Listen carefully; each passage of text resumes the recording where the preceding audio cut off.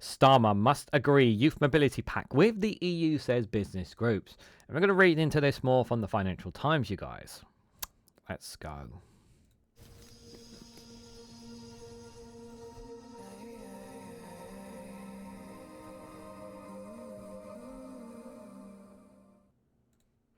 Good morning, good afternoon, good evening, wherever you are in the world. This is Reganelite here with an article from the Financial Times with the headline, The Starmer must agree youth mobility pact with the EU, says business group. The British Chambers of Commerce makes 13 recommendations ahead of reset talks on trading relationship next year.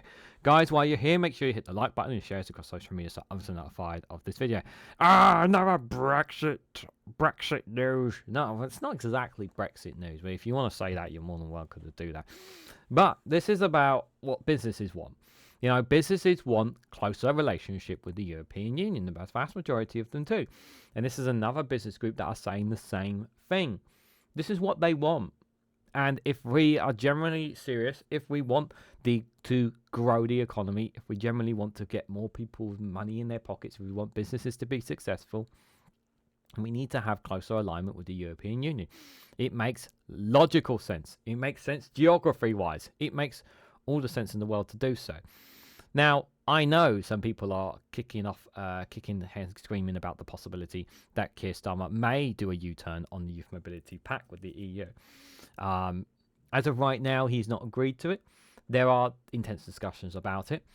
But I think they will eventually agree to some concessions over it, but I think they're very keen not to call it a mobility pact, even though that's a scheme of some sorts, just because of the wording. Because I know that people on the right will be screaming their head off, calling it a betrayal of the people, even though that people are entitled to change their opinions, just like they are. But apparently we're not allowed to change our opinions, apparently. So I don't know on that one. But look, I want to give young people the best opportunities in life. And if it means them getting opportunities to go to the UK, then great. If it means that people from the EU come to the UK, they get to work and study within our universities and college, that increases money for them. How is that a bad thing? You know, this is an opportunity to bring in revenue, bring in money. Isn't that what we want? We want to be more profitable. So there's an opportunity here for doing so, and it's only for a limited time. It's not fixed. It's not like they have to be. It's not like they cross over and that's it. They're here for the UK for the rest of their lives. No, they're not. That's not how it works. But I know some people aren't going to be convinced by that. Anyway, so let's read a bit more into this, you guys. So Keir Starmer should agree to a comprehensive pact enabling young people to study and work in the UK and EU as part of next year's reset talks aimed at easing trade barriers, a leading UK business lobby group has said. The call by the British Chambers of Commerce puts it at odds with the Labour government, which has repeatedly ruled out signing such a deal, despite EU negotiators making it clear it would be an essential part of any agreement to improve trade ties. A youth mobility deal is one of 13 recommendations from a BCC report on how to fix the UK-EU Trade and Cooperation Agreement.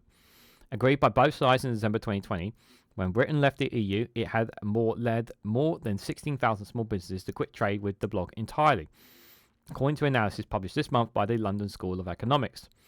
Other requests include more flexibility for business travellers, a VAT cooperation pact linking the EU and UK's carbon trading schemes, and joining a pan-European agreement on goods trades known as the Pan-Euro-Mediterranean or PME Convention. The BCC Director General Chauvin Halloran has said while ministers have talked a lot about resetting trade relations with the EU, they now needed to take concrete actions to drive trade and deliver on their promise to boost economic growth. Our modelling indicates that if experts had grown 1% in the 2024 compared to our forecast of 2% contraction, then the economy would have grown up to 1.7% instead of 0.8%, and that is a big difference, she said. We need to see a smart and flexible approach to these negotiations. Our businesses are clear on what they want to see. Less paperwork and bureaucracy, greater flexibility on business travel, and a balancing youth mobility scheme between the UK and the EU, she said. The request from the BCC, which speaks of for 53 chambers of commerce around the country, are considerably more ambitious than the Prime Minister's current plans for the reset. Although Labour promises in its election manifesto to tear down barriers to trade with Europe, that goal is circumstanced by a pledge not to rejoin the EU single market, customs union, or return to freedom of movement of people.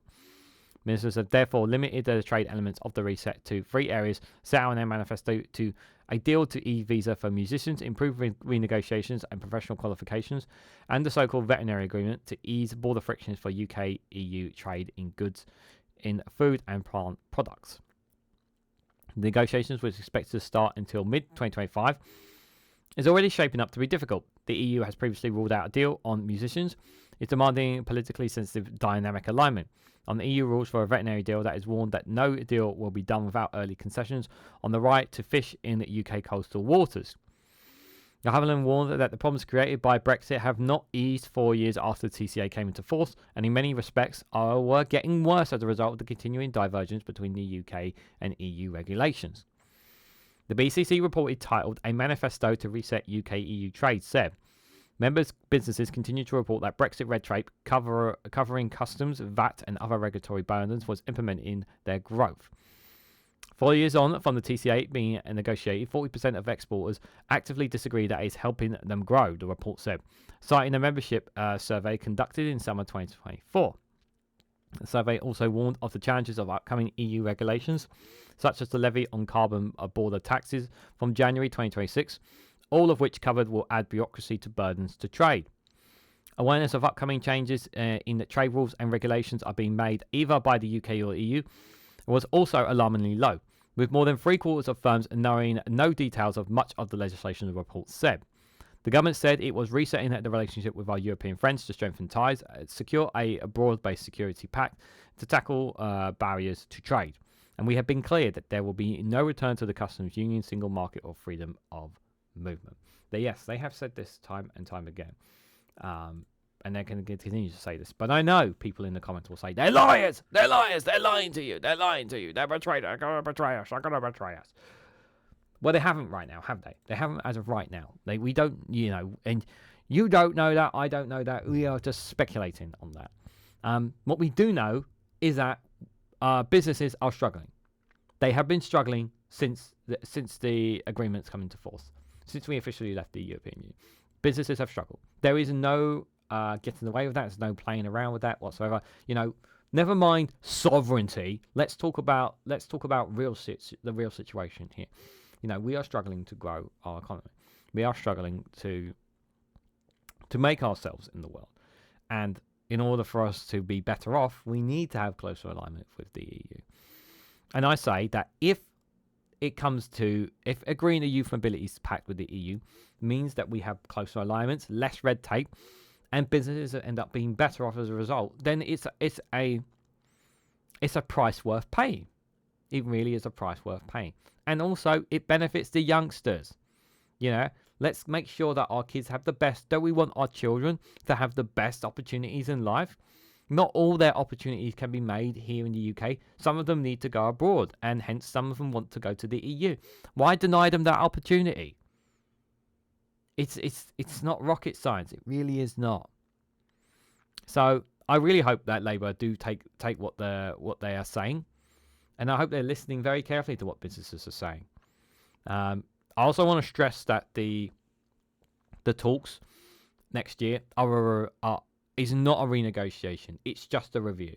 That's what it is. It's very, very clear that this it's just a review. People need to not to. It's 2026. It's a review. It's not like a massive renegotiation or anything. That's not what it is.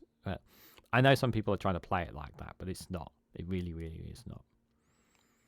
So what do you guys think? What do you guys make of the situation around the Youth Mobility Pact with the EU? Should the UK go for it? Should they not? If not, what should businesses be doing then to improve things? Because we don't have the same leverage that we used to have when we were part of the European Union. What's your message to businesses then? Let me know your thoughts and more down in the comments section below.